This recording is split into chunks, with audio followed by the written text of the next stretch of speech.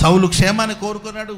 సౌలు ప్రమాదాల నుండి తప్పిస్తూ వచ్చాడు. సౌలుకి కీర్తి వచ్చేటట్లు, ఘనత వచ్చేటట్లుగా ప్రయత్నిస్తూ వచ్చాడు దావీదు. కానీ సౌలు అయితే ఎల్లప్పుడూ కీడే తలపెడుతున్నాడు. చివరికి ఒకరోజు ఆయన కీడుని అనుభవించి తన కత్తి మీద తానే పడి మరణించవలసిన పరిస్థితి వచ్చింది.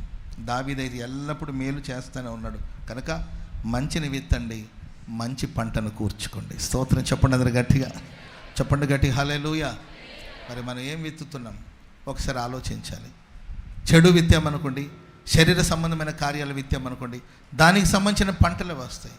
ఆత్మ సంబంధమైన అనుభవాలు విత్తాలి, దేవుని వాక్యాన్ని విత్తాలి. ఆమె చెప్పండి అందరు గట్టిగా. యేసు ప్రభు విత్తనాన్ని దేనికి పోల్చాడంటే దేవుని వాక్యానికి.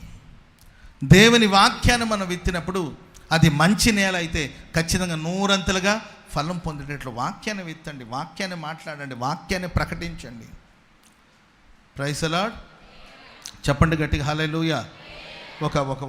ఒక సహోదరుడికి ఏదో యాక్సిడెంట్ అయిపోయి హాస్పిటల్లో ఉన్నారంట. హాస్పిటల్ ఉంటే ఆ రోజుల్లో టేప్ రికార్డు, వాక్మెన్ అలాంటిది ఉండేదన్నమాట. ఇప్పుడు తర్వాత సీడీ ప్లేయర్ వచ్చినాయి, ఇప్పుడంతా ఫోన్లోనే వాక్యం వింటున్నారు.